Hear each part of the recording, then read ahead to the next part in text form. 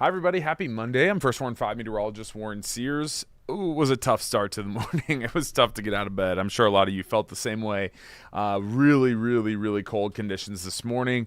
It was bitter. It still is pretty bitter out there right now. At least the sun is shining today. That is a positive that we have, and you will love this forecast here over the next few days. We have some really nice changes on the horizon. We're going to, as quickly as we fell, we're going to go back up in the other direction now over the next few days. So there really is a lot to look forward to here as you roll up into your last few days of winter, and then the first few days of your spring season. Vastly different. So a lot to look forward to here. I'm switching over the graphics here real quick so that you can see them, and we'll get rolling. But yeah, a lot of cold communities this morning. We also had slick roads out there overnight.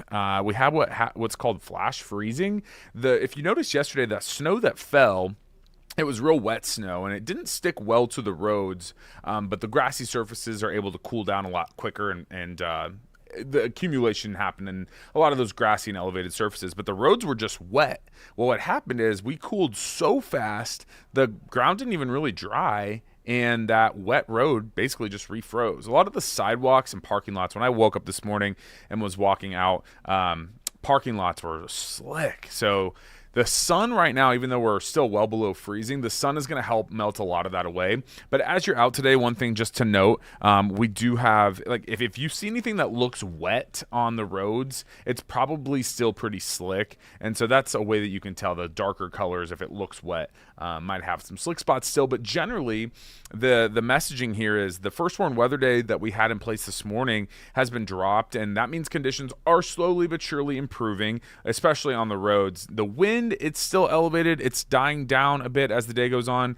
and the temperatures were so bitter this morning, and at least, again, some improvement. So we're moving in the right direction, but most of your day out there today is really going to be heart of winter cold, and we only had 30 degrees for your forecast high today. Some of you might not even get out of the 20s, but as early as Wednesday, look at your forecast high here. 70 degrees, 40 degree swing in just 2 afternoons. So big rebound here. And through the middle of this week, very mild conditions. Our normal high this time of the year is 56 degrees. So we are well below that today. We're going to be well below that again tomorrow, but as early as Wednesday, back now well above that. And we actually don't stop there. Friday, your high temperature is 82 degrees. Another 12 degrees from Wednesday into Friday. And a reminder, that's the start of spring. So as the late part of winter and early part of spring kick in, we have nice warm temperatures, but not right now. Look at your wind chills, still 3 below in Kansas City, 4 below in St. Joe, 7 below in Atchison, and it feels it out there. It's tough. A few positive readings down to the south. So what we were seeing this morning, the strong winds and the bitter cold, still around, but those road conditions improving a lot. So that is a big factor with your day today. Your forecast wind gusts, while they are still elevated now, by lunchtime, it'll be noticeably less windy. It's still persistent, gusts 25 to 30, but noticeably less windy. I mean, we had gusts 50, 60 last night. So, again, we're moving in the right direction. And then later this evening, closer to dinner, probably not really gusty at all. And then the wind will die off completely into tonight. So that alone will be really nice. Your actual air temperatures here, I know our wind chills are below zero. Kansas City still at 14, Lawrence at 20, and Olathe and Clinton both in the teens as well. Look at this shot here. Definitely looking like the tundra as we look over downtown. It is sunny. That is so nice. That helps our morale, our boost on our Monday. But high temperatures right around 30 this afternoon. So by lunchtime, we're at 14 now. I'm hoping about 20 degrees, 21-ish, low 30s this afternoon. But then this evening, if you're going to be out and about, very bitter as well. The day tomorrow, let's talk about your St. Patrick's Day, because that is, I know, a big day for people to be out and about. It's also not looking overly nice. Not to be negative here, but only 41 is your forecast high on St. Patrick's Day. It's a mainly dry day. Later into the afternoon and evening, there's a 30-40% chance we might need to beef it up a little bit for some shower activity. One of the computers wants to throw a little wintry mix in, but a lot of them keep us above freezing. So I'm hoping that's the case. That generally is where I'm leaning. The morning starts sunny, the afternoon gets really cloudy, and then here's your opportunity for some showers. Now, I will say that this looks pretty light on Tuesday afternoon, evening, but we'll be watching because you see just in Iowa there, that pink and blue, that would be the freezing line and the wintry mix chance. It's not far from Kansas City, but if you live in northern Missouri and northeastern Missouri, I think you'll have a better chance for a little bit of this wintry mix.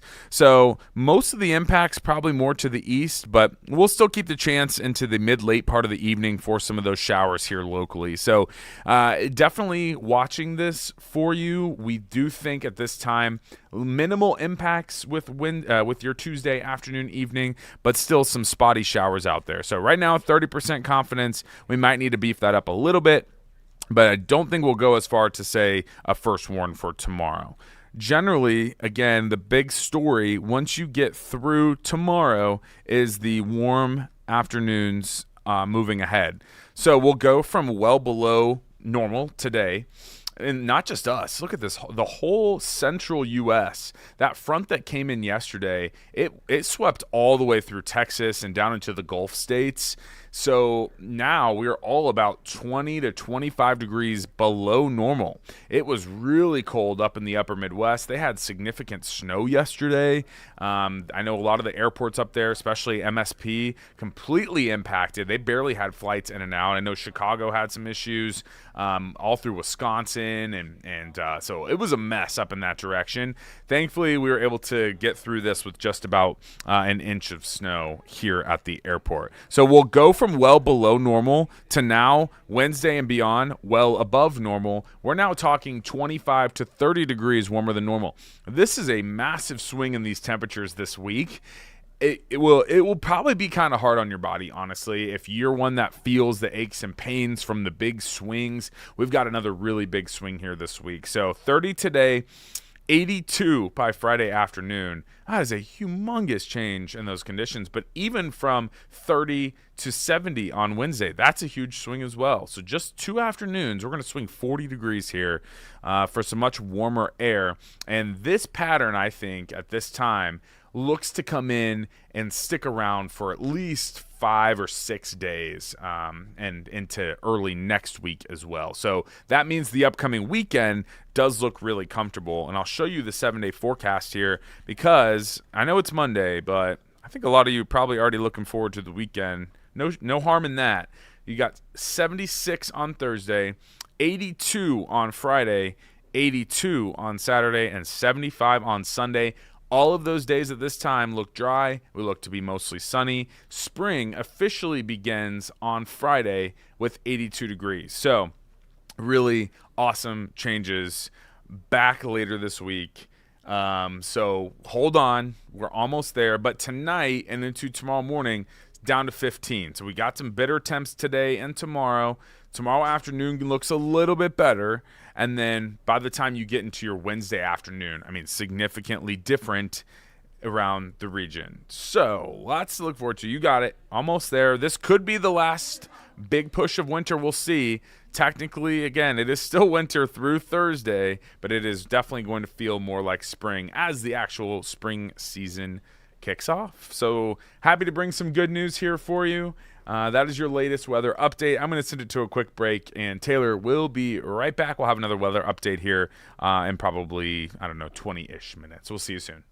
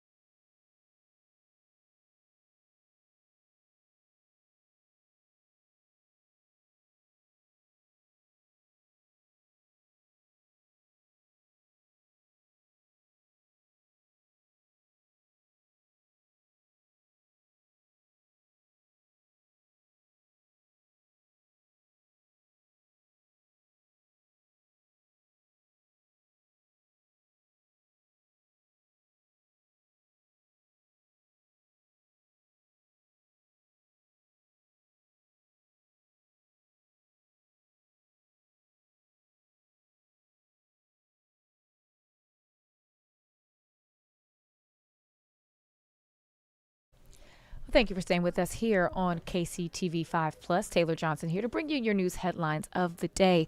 Well, wind and snow turned KCI into a travel nightmare yesterday, and some passengers are still stuck. Dozens of flights were delayed or canceled as powerful gusts and snow battered the airport. Some travelers couldn't get a flight home until tomorrow, and even those who landed had a tense, unsettling arrival. I mean, take a look at those weather conditions from yesterday. But really quickly, we want to give you a quick look at FlightAware and how things are looking there. So on their website, as you can see here, there has been 89 cancellations at KCI Airport in the last 24 hours. So if you are taking a flight today, maybe you're picking up a loved one or dropping someone off, make sure to check your flight, check in with your airlines ahead of time so that you are able to be well prepared as you get ready for your travel, especially after all this weather. But you know what? The travel trouble at KCI, it's not over yet. And those delays, they could get worse. The government shutdown now creating long security lines at airports across the country. 300 TSA agents have quit as Homeland Security funding runs dry for a fourth straight week. Call-outs have doubled, and agents, they've missed 2 paychecks, all while Republicans and Democrats remain deadlocked over immigration enforcement funding. Well, let's talk about a Jackson County ordinance that could force law enforcement officers to show their faces and their badges, and it's back on the table today. So Jackson County lawmakers, they could vote on a measure named for Renee Good, a Kansas City woman killed during an ICE operation in January. Chairman Manny Abarca says the goal is accountability, but the county's own attorney warns it may not be able to apply to federal agents like ICE. Now let's turn to a story from yesterday morning. Police say a suspected shoplifter is accused of using her car as a weapon Saturday, dragging a Lee Summit officer through a parking lot to escape. Police say the woman hit multiple stores before officers caught up with her at a Best Buy on Shipman Road. She sped off in reverse, dragging that officer before crashing into a curb and fleeing. Police know who she is, but she has not been caught yet. And here's a look at the map of the location of where that shooting happened. All right, so a Mission police officer, police say, is safe this morning after a suspect shot at him during a burglary call at Target. Now, police say it happened just before 5 yesterday morning on Broadmoor. Officers set up a perimeter and spotted a man behind the store carrying duffel bags. Now, they say when the officer confronted him, he ran, then fired, and police say the officer then shot back, hitting the suspect. No officers were hurt. The Johnson County officer involved critical incident team is now investigating. Well, Kansas is cracking down on kratom shops and vape shop owners. They're the ones in hot water. State officials yanked more than 1,000 of the shops from shelves in Lenexa, Olathe, and Overland Park after discovering that they pack about 15% alcohol. Selling them requires a liquor license, which none of those shops had. Criminal charges could be on the way. And Kansas City residents, they're pushing back after a judge upheld a new congressional map that splits their city 3 ways.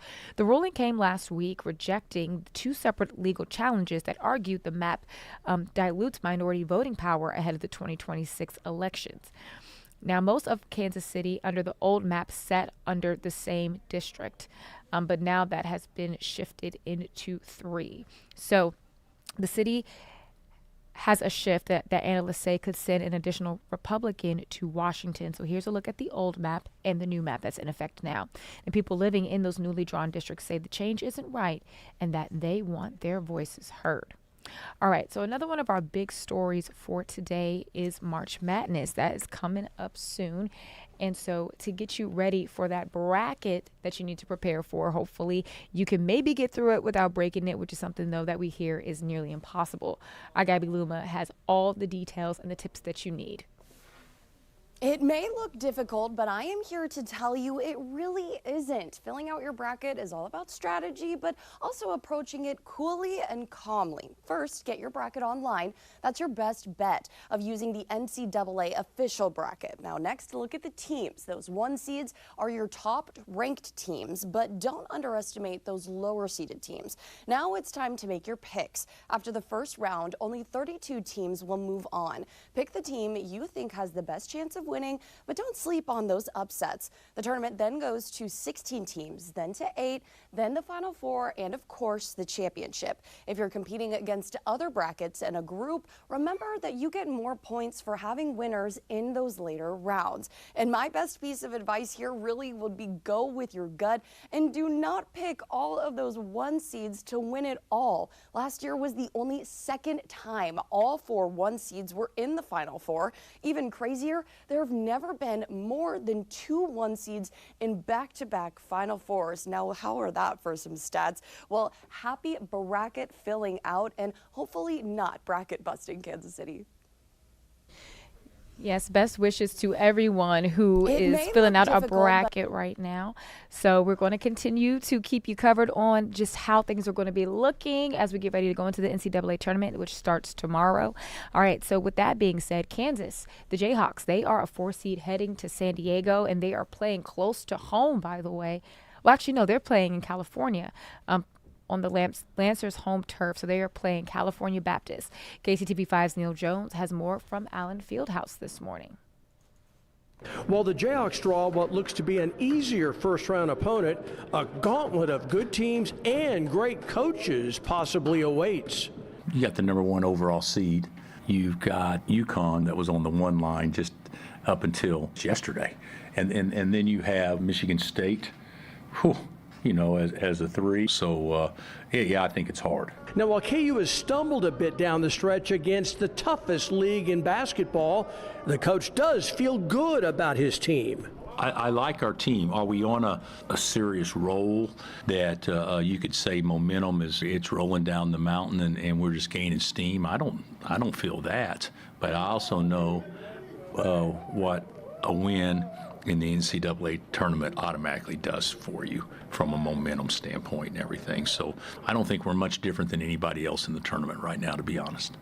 So after 4.5 months of talking and wondering, we finally learned KU's path to what they hope will be the Final Four. At Allen Fieldhouse, Neil Jones, KCTV5 Sports.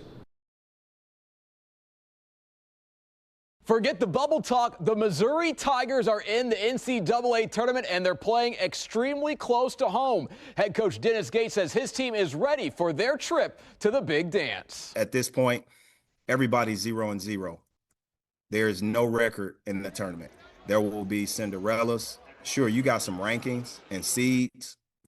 It does not matter, because that's what March Madness is about. Missouri's season had its share of ups and downs. The Tigers beat last year's national champion, the Florida Gators, but also suffered a 43-point loss to rival Illinois in the bragging rights game. This is Missouri's 3rd NCAA tournament appearance in the last 4 years. I'm proud of it, but there's a lot of things that has been on my list to be able to do that I hadn't done yet. I want to win an SEC championship. Want to win a SEC tournament championship. I want to be the first coach to take this program to the Final Four, and I want to win a national championship. Missouri is set to tip off against Miami on Friday night at 9:10 p.m., and odds makers say the Tigers are 2.5-point underdogs. Reporting in the studio, Mark Paulos, KCTV5 Sports. And with all this talk about March Madness, we have to give you some tips about sports betting. So $3.1 billion was wagered on March Madness last year. And this year, Missouri bettors are in for the first time ever. So before you place a bet, here's what you need to know. Set a budget and stick to it. Remember, betting from your phone makes it almost too easy to overspend. 96% of people who wager lose money overall. So bet for fun, not big dollars. And one more thing, avoid credit cards. Some banks treat those transactions as cash advances, which can mean higher fees. All right, so this is a look at the Morton Amphitheater, Kansas City's newest concert venue, which is taking shape, and it is going to be a big one. So this amphitheater in Riverside opens this summer, and we are getting our first close-up look. It'll hold 16,000 people, 12,000 seats, plus a huge lawn area to kick back and enjoy the show. And we already have a lineup ready. It's stacked with Pitbull, Guns N' Roses, John Mellencamp. They're set to take the stage. among many others. Can't wait for this to open. Well, you don't have to go to Washington, D.C. to see the nation's founding documents because they're at the World War I Museum and Memorial. The exhibit features original copies of the Declaration of Independence and the Bill of Rights through March 22nd. Kansas City is the first stop on a national tour, and crowds have been lining up before the doors even open. One visitor says seeing them in person is something you cannot reciprocate. And the best part, tickets are free, so you can just book your day and time online ahead of getting there. And we have that link at kctv5.com. All right, so what we're going to do is take another quick break, and when we come back, Warren Sears will return with another weather update.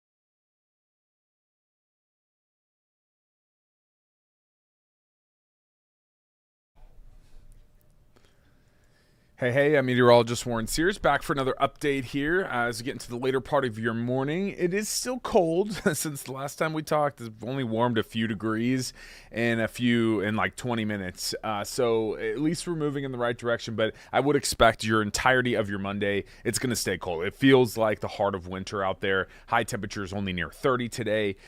We have the wind that just has been relentless overnight and into this morning. It's still up. It's definitely starting to fall a little bit, but it's definitely noticeable and hurting us a lot today with your wind chills. So keep that in mind. After school this evening, it's going to be pretty unpleasant still, very cold. You'll want all the layers if you do have to be outside. Now, I will say the later we go into this evening, though, thankfully, the wind is going to throttle back a bit, but it's not going to be calm. Again, it's all relative, right, to what we've seen recently and then what's expected. It'll help us out a little bit, pulling those wind speeds down. But near 30 today, humongous changes, though, this week. You've probably looked at our 7-day forecast at this point and thought, what is going on? And yeah, I know. It keeps it interesting for us here, the First Warn 5 weather team, to say the least. And yesterday, we ended up picking up some snow at the airport. We had generally, I would say, anywhere from a dusting to about an inch here in the Kansas City metro. A couple of spots actually overperformed. So I want to give you a little update here on your snowfall, kind of where we sit for this past season. And really, I mean, if you think back to February and early March, no snow. We didn't have any snow. It was a kind of snowy start to the season. We had an event in December and then early January. Generally, though, it's been pretty dry. So the last snowfall that we had yesterday put us at, we had 1.1 inches at the airport. That's our official climate site. That puts us for the season only at 10.1 inches. So usually where we sit this time of the year is about 17.4 inches. So we have a big deficit of 7.3 inches right now. We did pick up some rain events. So as far as total precipitation goes, we're doing okay. But it definitely was a lower than normal snowy season.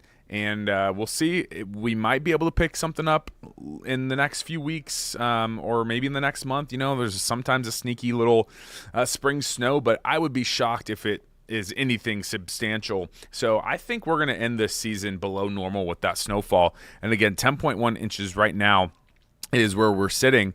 So let's talk about some kind of late season snow. The average last snow, when I just crunched this, it's just a 30-year average, and that's been March 15th. So yesterday, technically, is our average last snow. But that doesn't mean that we can't get snow. The latest snow ever on record for Kansas City was May 3rd in 1907, and the earliest time we saw our last snow in a season was February 8th. Obviously, we've passed that. So generally, over the last 10 years, 6 of our 10 last snow events have been in March, 2 of 10 in February, and 2 of 10 in April. So it can still happen, but definitely we get less likely as we move ahead into the end of winter, early spring. So we'll see. I don't see any more snow signs really at this point. There's a small chance tomorrow night for a little mix, but I don't think it would be anything measurable at this time. Right now, though, still feeling the effects of the winter. It's cold, 3 below, wind chill, 6 below in Bethany. 0 is your feels like temperature in Olathe. And when you get your actual air temperatures here, it's mostly teens across the board, some low 20s down to the south. But that northwest wind at 18, it hurts. It has a bite to it. It's downright bitter out there. So today it's a tough day. We have only upper 20s and low 30s for your forecast this afternoon. Bethany, Cameron, you might not even get out of the low 20s today, but I do want to bring you some good news. The changes that we had, that first warm weather day that you see right there, that was for this morning. Again, that's done for the day. So that was for impacts to that morning commute. We're seeing improvements. So 30 today, 82 by Friday. It's a huge swing on the way, but you'll even feel those differences by Wednesday. So from 30 degrees today to 70 on Wednesday, that is a 40-degree swing in just 2 afternoons.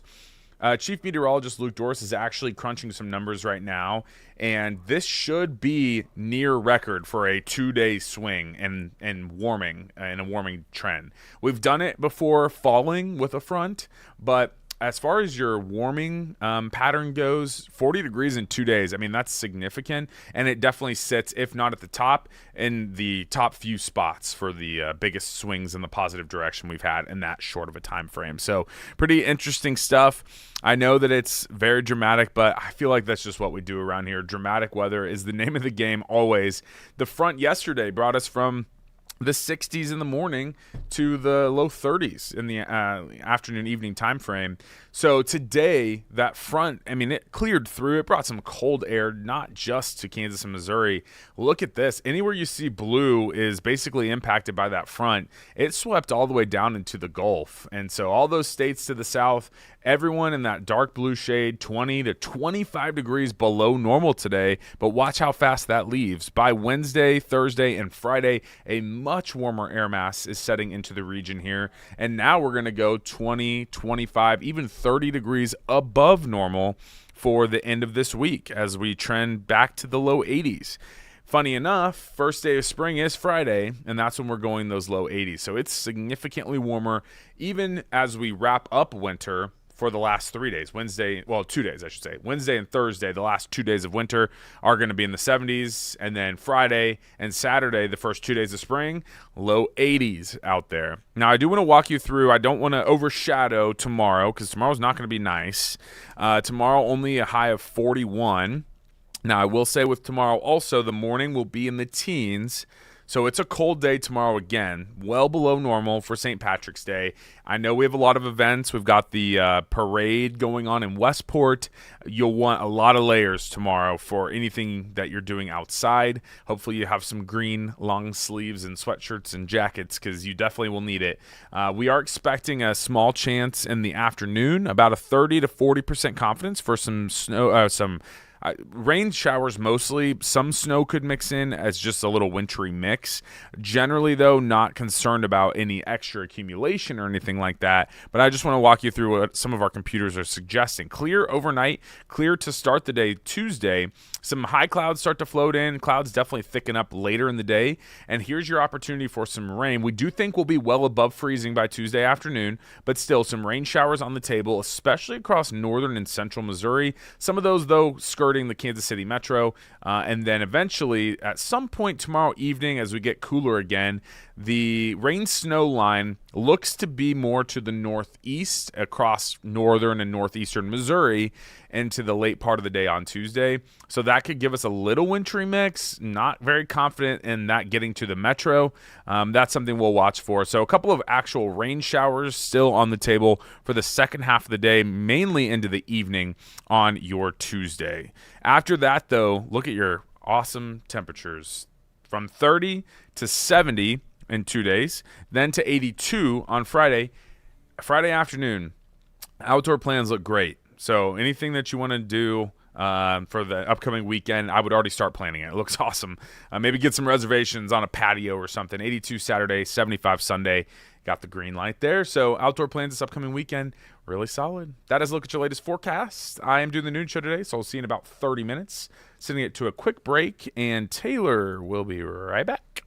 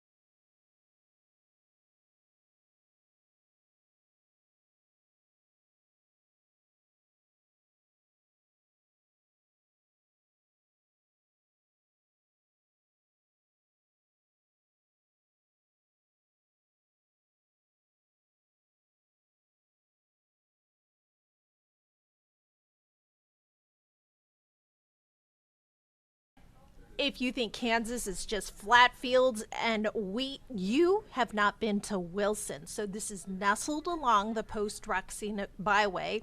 This town is the gateway to the clearest lake in Kansas and also some of the most rugged mountain biking trails in the Midwest too.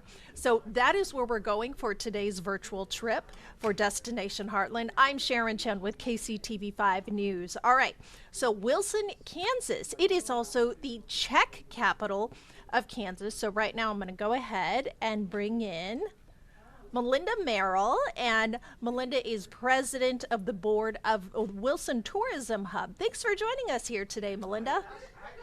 Thank you very much for having me. All right, so let's dig right in. Let's talk about what makes Wilson, Kansas a hidden gem worth visiting. Well, I think a wonderful thing about Wilson is that it's only 2 miles off of I-70, but it's a whole world away from any place that you might want to, that you are living. It's like taking a step back in town. Many of the buildings are in the business district are built from the limestone from the area, which is over 100 years old. And then you will also see we actually have 2 payphones in town because we have a local telecommunications company who keeps those telephone payphones going.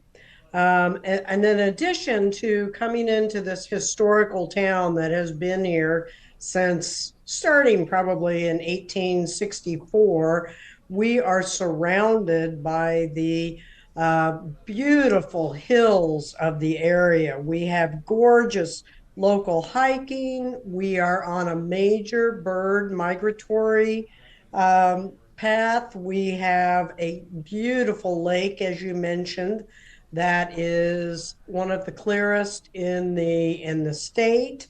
On that lake, they have kayaking, they have paddle sailboats, they have paddle boats, they have pontoon boats, Oh, they have cool. fishing. They have fishing contests in the whole area. We have hunting. So it's a great area to either come and study the historical nature of the town or just get out in the quiet of a small town. You can actually hear church bells ring. People wave to you when you walk across the street. It doesn't matter if they know you or not. So it's really a bygone era. Oh, that sounds amazing. So let's dig into a little bit about what we talked about at the top of the show, which is Wilson is the Czech capital of Kansas. So let's talk about that because this in itself is so much of the rich history that you can find in Wilson. That is absolutely right. So officially, Governor Docking proclaimed it the Czech capital of Kansas in 1967. But the real reason behind that is because we had travelers coming from the Czech Republic. As you know, as we had immigrants coming into the United States, they came out on the railroad and they were working for the railroad. They were given free land. Um, and so if one immigrant came, all of a sudden you had all these other immigrants coming, and it became a bohemian community as these people were coming on the train to come here. Now, a lot of these immigrants, some came through New York, some came through Chicago, some came through Pennsylvania, but they all came from a certain area and they settled in Wilson, Kansas. That is neat. So then, given this rich history with the Czech connection, do you see some of that in the architecture and the landmarks in Wilson?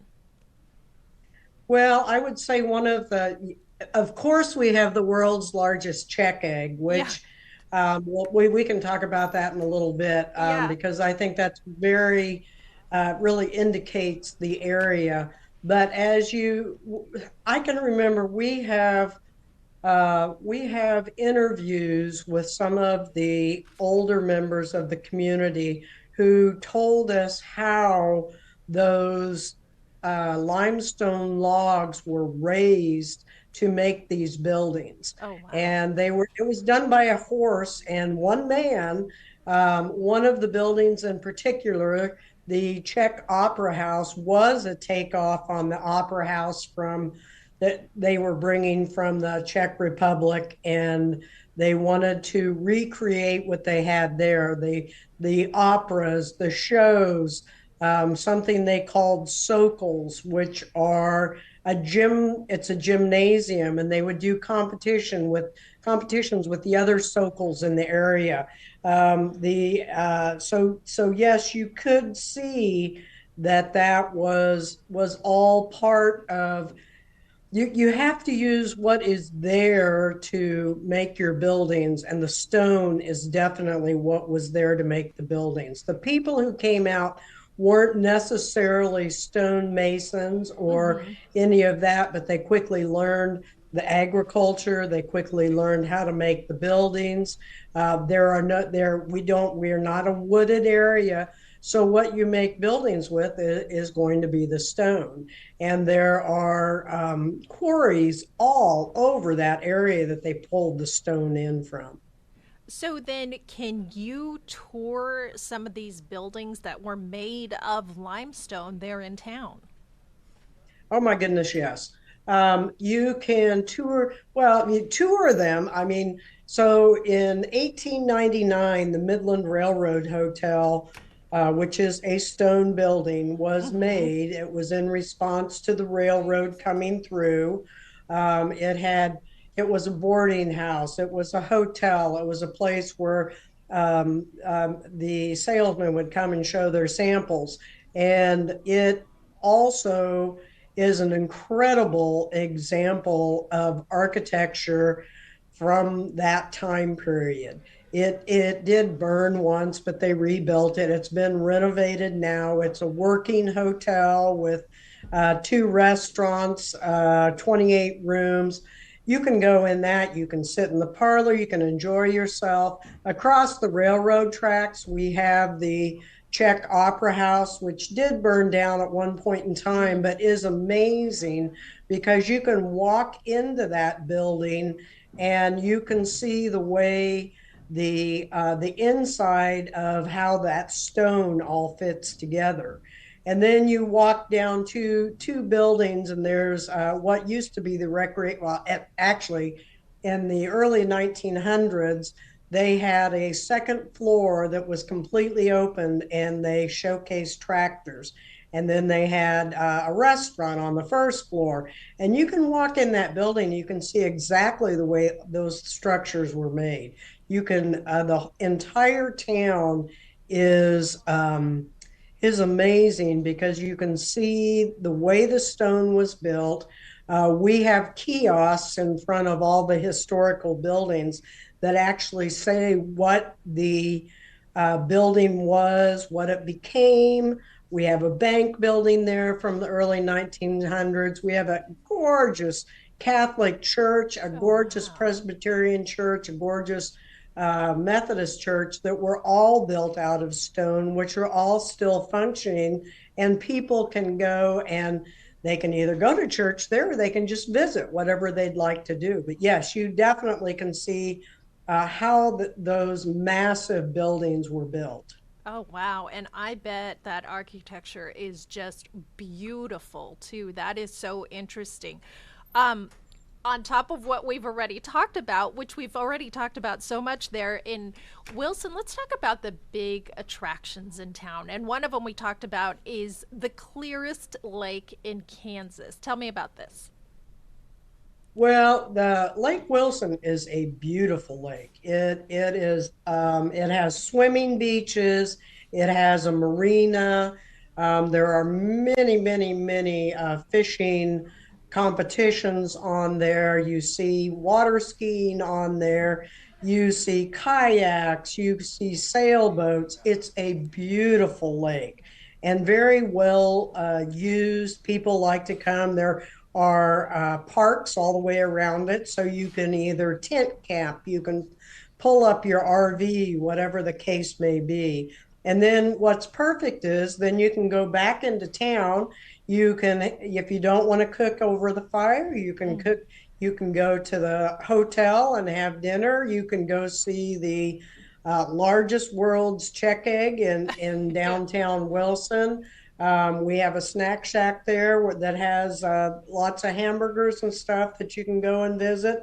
I mean, it's kind of the best of both worlds. But I will tell you that that epic bike trail is also amazing out there. That is really, that whole area is just an amazing place to take your kids and enjoy the outdoors and still be able to come into town and live that life of a rural community. That's so neat. I was actually talking to our meteorologist Warren Sears about Wilson, and he knew all about it. And the first thing he told me about was the lake. He said it is so clear that you can go out and you see right to the bottom. And then the second thing he mentioned was the epic trails. So well known out there for sure. And it sounds like it's a great place for a lot of family fun out there.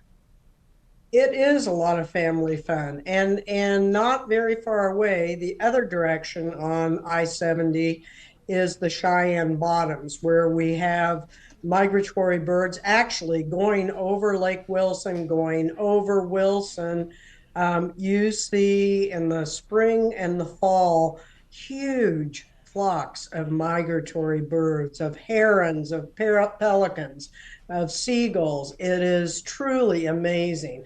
And I will tell you the other thing, if you are an astronomer and you like to take your kids out in the country and look at the stars, because we don't have a lot of the white light, it's a great place to learn about all the constellations Oh. and actually see any type of uh, constellation you want to see, any solar eclipses. Beautiful, beautiful place for that. Oh, I bet. I bet because you are away from the bright city lights so you can actually see it. So that is nice. That's exactly right. And can I mention another thing Uh-huh. about the town? Because this at one point in time was below the ocean, we have a tremendous amount of fossils. And I have to say Oh. for kids, I mean, I know as a kid, I used to comb those hills to find different fossils to take home. And you can even find shark's teeth. And also in that area, because we had a lot of Native Americans, you can find arrowheads. So there is a lot of things to investigate while you're there. Yeah, it sounds like it for sure. Let's talk about, on top of all the things that we already talked about as far as attractions, what are some of the most iconic sites that people should see there in Wilson? Kind of put on their must see list. Okay, well, number one, they must see. This was kind of hard to tie this down. They must see the world's largest egg, but along with the world's largest egg, there is a museum that was dedicated to Betty Kepka. And Oh. Betty Kepka is the one who taught all of the school children about the motifs of the Czech egg, which is different from the Ukrainian Pysanky. Two different types of motifs, but her family was from the Czech Republic, and she became an art teacher in Wilson and taught that skill to a lot of the Wilson kids, which I think is really amazing.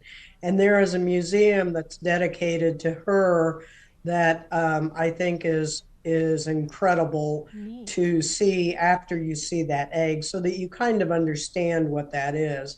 Another thing that I think is so, because this is such an old town, there is a round structure that used to be a water tower, and this was in the early 1900s, and then became a jail on the bottom. And you can Oh. still see into the jail, which I think is really fun. Um, I I think a lot of people enjoy that.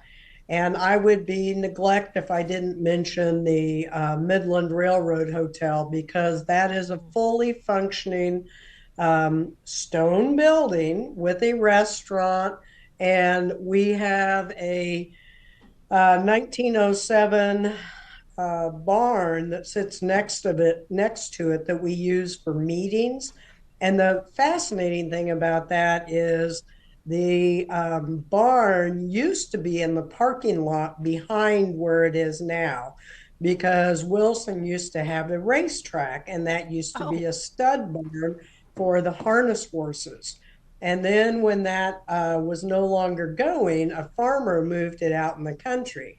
And then 4 years ago, it was moved back in, and now it is a restaurant, bar, meetings. We have festivals that are out in the lawn. It's an unbelievable facility to believe. Number one, that was built in 1907, and number two, that it went all the way out in the country and came all the way back in one piece, Oh, wow. which I think, and we do have a video of that. I think that is just amazing. So I do think that is a fun thing to see. Um, I think also there is, because we are a Czech community. A couple of years ago, we brought a Czech artist from the Czech Republic over to spend a month in Wilson.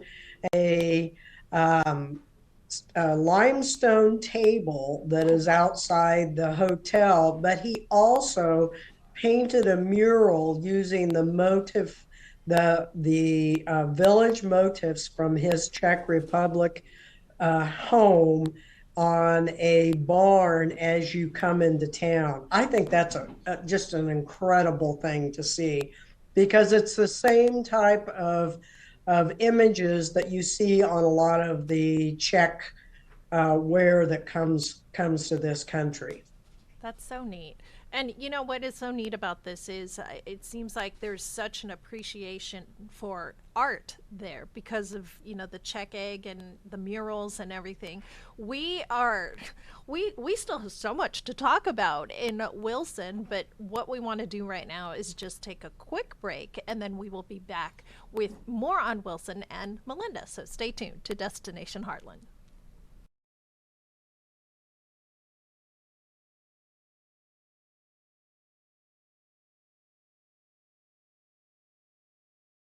And welcome back to Destination Heartland. Today we are taking a virtual tour of Wilson. I got to tell you, there's so much here in this town to check out. So on that note, right now, I'm going to bring back in Melinda Merrill.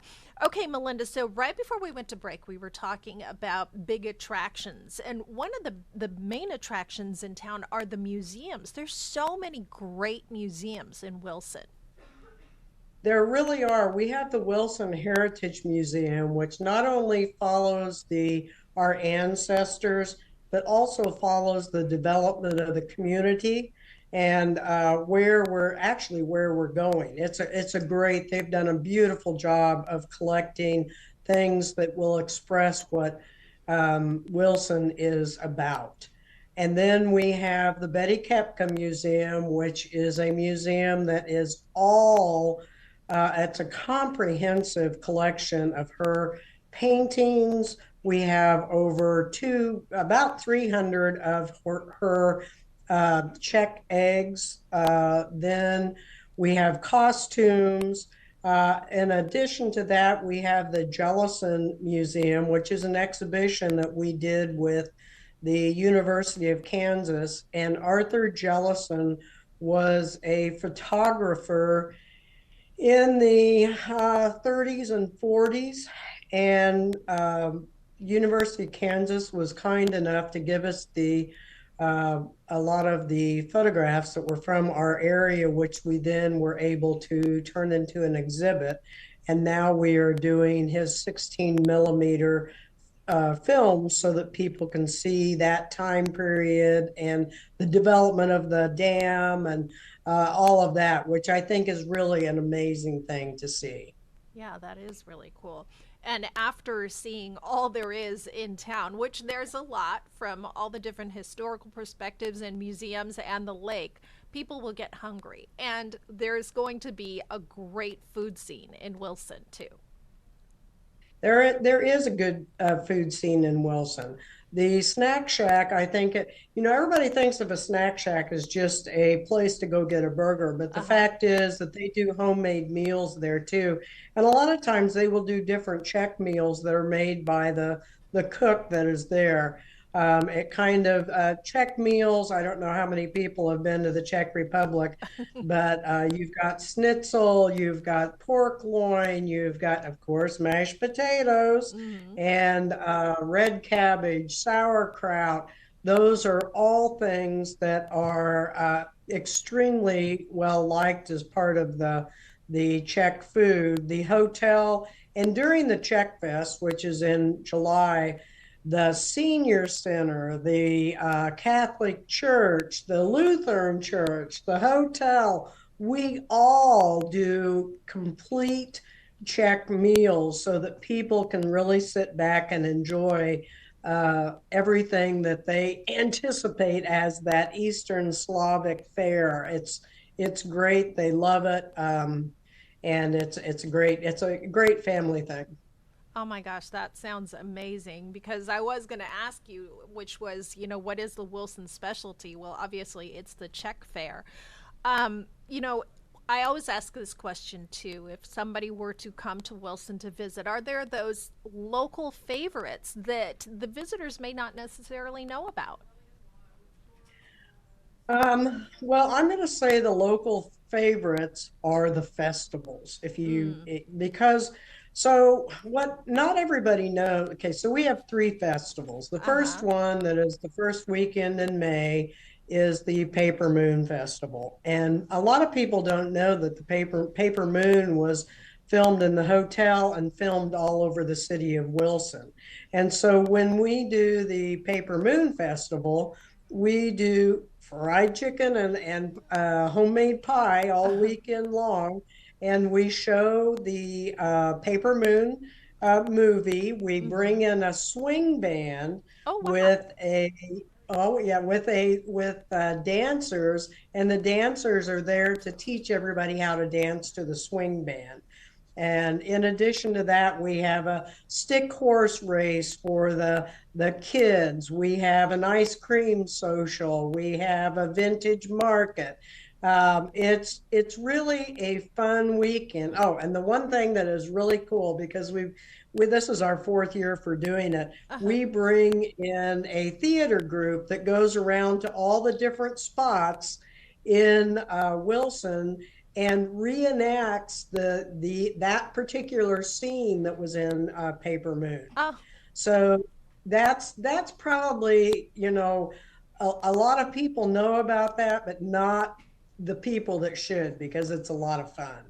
And then in the end of July, we have what's called the After Harvest Check Fest. And this was, I don't know how many people think of Kansas as flat and not much else, but when the Czechs came to that area, they were wheat farmers. There was a lot of wheat farmers. Now, as time has gone on, you'll see a rotation of crops, that type of thing.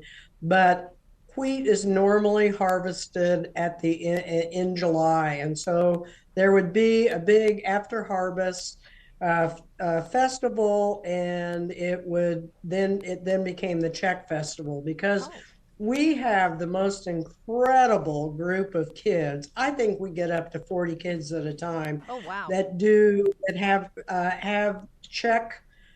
They have what's called a kroy, which is a native dress from the region that you're from, and they do Czech fests.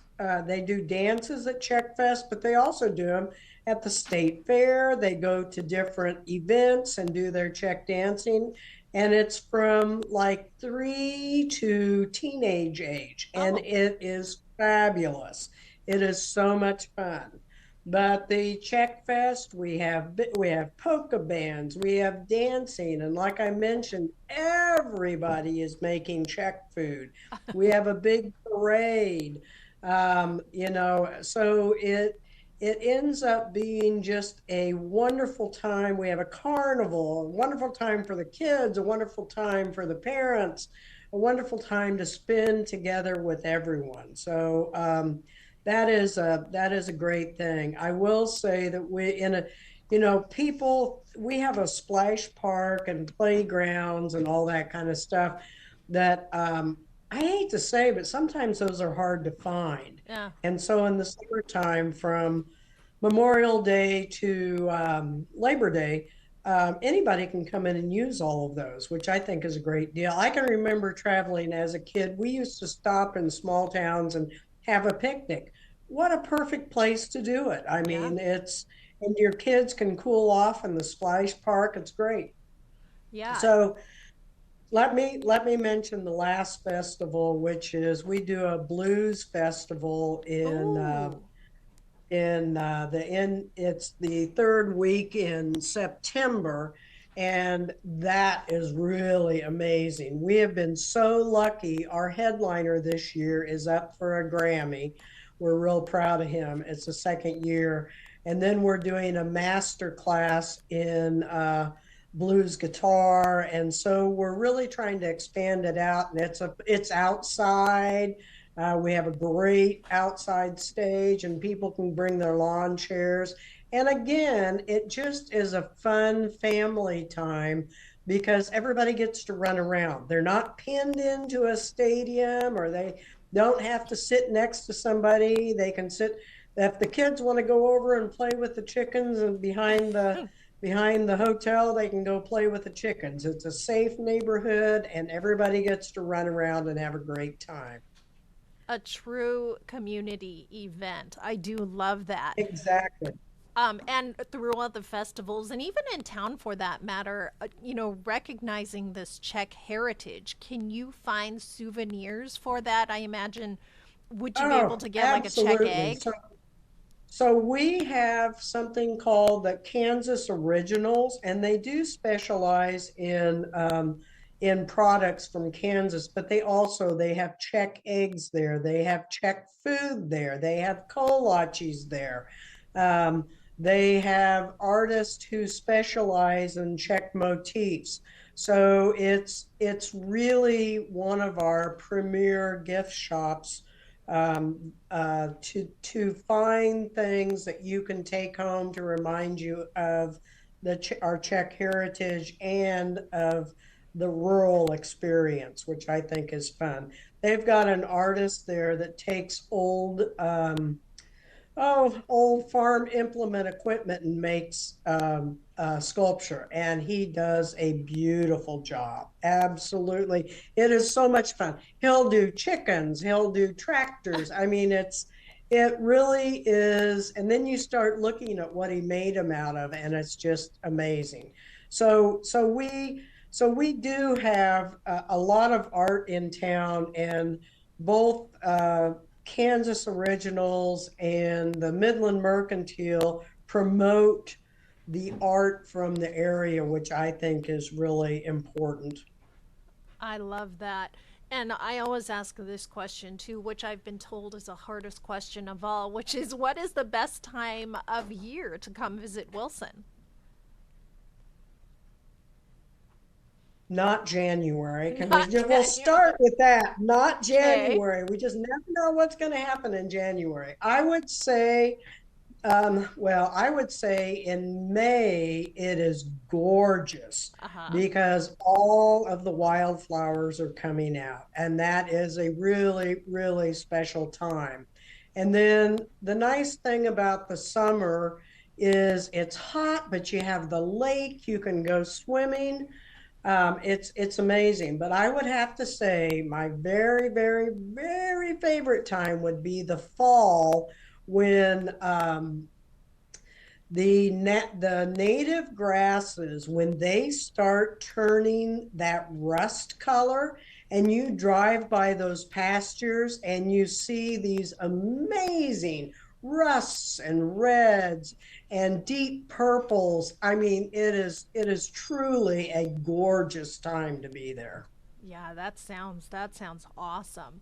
Well, Melinda, I really thank you for joining us today. We've had so much fun exploring Wilson. Well, I really appreciate it. It's an amazing place to be, and I hope people come out and visit us because it's like no other experience you can have. Oh, yeah, it sounds like it. Well, thank you so much. You bet. Thank you.